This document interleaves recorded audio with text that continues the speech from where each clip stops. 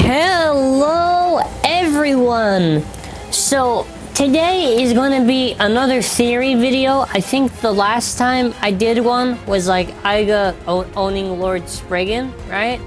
So most of the time I don't make the theories. I think I only made the theory maybe one time for GT. So now I'm going to make a theory for, I guess, also the final boss and probably the season finale of Beyblade Burst GT. So obviously this is just speculation and just a theory. 500 likes either way, because it's not a theory without 500 likes. Don't quote me on that. But I have a theory that could potentially fit Free De La Hoya and Shu Kurenai in Beyblade Burst GT. Now, despite me making multiple videos saying they're not in GT and probably never gonna appear other than a flashback, this theory allows them to be in the story without pushing the boundaries too much, right? So we already know GT is a short series, right? And we're thinking to ourselves, okay, what's the antagonist for this show? Because let's be honest now, the only antagonist we got is some person who basically looks like an edgy Shu. I know what you're thinking, right? And he's got like a demon dragon babe. Ooh, wow. Real nice there. The color scheme of Shadow the Hedgehog, like we care. That's what you're thinking, right? I was thinking that, I wasn't really thinking that, to be honest. I was gonna say I was thinking that. Wrong. Now, what I was thinking about was these two bays. Because there's gonna be another bay that's probably gonna come out that's gonna have the same driver that's part of these bays' gimmick system, right? But don't worry about the gimmick system, that's not a part of the theory. So we already know about Genesis Regalia and Prime Apocalypse, right? These two have to be the bays that are gonna be the main antagonists in the series, because why not? They look evil, don't they? So if it walks like a chicken, talks like a chicken, it's most likely a chicken or someone who's doing an impersonation of a chicken. You either get one or the other, you know? You either get one of the eggs. So, think about it like this. If the bays do definitely look like they're evil dragons, that means they're automatically probably going to be the evil boss. Because Beyblade Burst GT is obsessed with putting like 50 dragons. Like, we could see Shenron appear probably in the next episode for all I know for how many bays they're putting in the series that's just a dragon, right? But like I was saying, right, back to Delta. Look, Delta obliterated what we thought would be an antagonist. Blink the boy? The who? Not even boy? Trash. He got eliminated by Drum. Never even won one full battle. Pot? Oh, he's a kid who can grow wings randomly and take off his hand? Guess what? Lost to Delta. Delta probably gonna lose to either Iga or Drum. Trash. So that's why I'm telling you right now. These two bays are gonna be the main, like basically what Fine Hearts were for Beyblade Burst Josie. Makes sense. They have this gimmick going for them, the Infinite thing. Probably take a couple episodes just to beat them. Episode of build up and training. Could be a whole saga till the end.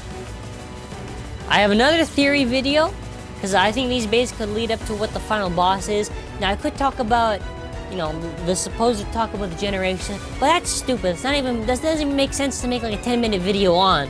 What I will talk about and waste 8 minutes on is how we can put Free and Shu into the story, right? We really haven't seen them in Beyblade Burst GT. We've seen Free maybe twice, but Shu nothing.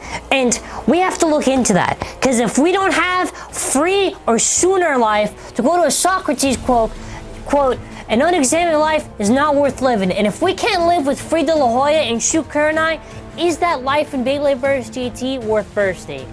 That's my question I leave to you, the viewer. But back to the topic at hand. Okay, think about it like this. We've only seen Free twice, and Free is definitely in the universe. Drum met him in the manga, and Fumiya was watching him on TV.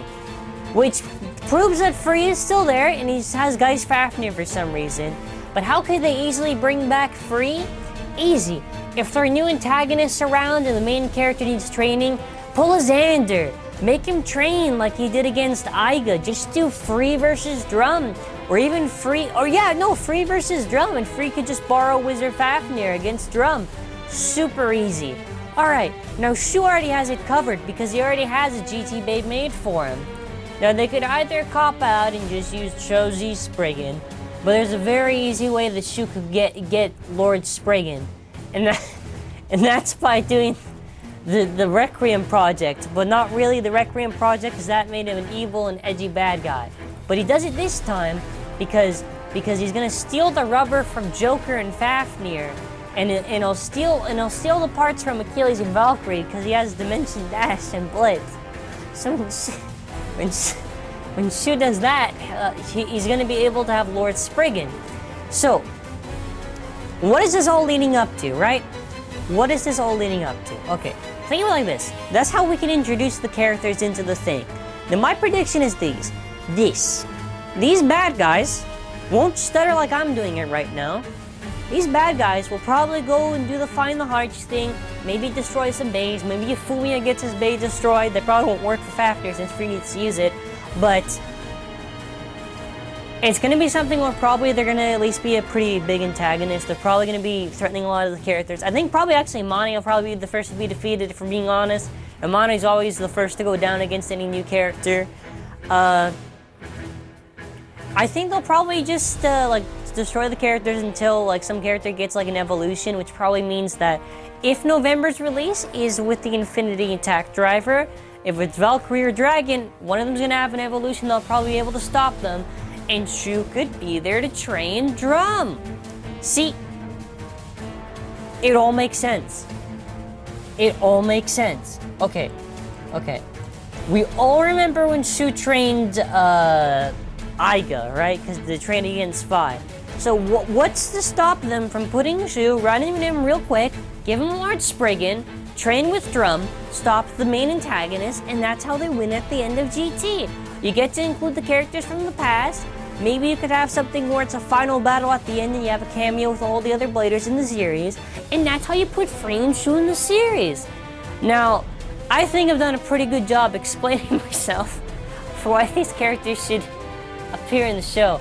Now, obviously, I could spend an extra 2 minutes for that ad revenue, but no, that's it. That's all the jokes I actually have. I had nothing else. I don't know. I maybe had some other meme I thought I would say, maybe like, oh, and then after the villains will activate the slingshot in their drivers. No, I got nothing else. I don't know. There's no other meme I got. I don't know. If somebody else can make a meme ending where they put the characters in it. No, but that's how they could put it. Jokes aside, they could probably just write it to where they just come in for some training. That's really it. And that'll be it for now. So thanks for watching.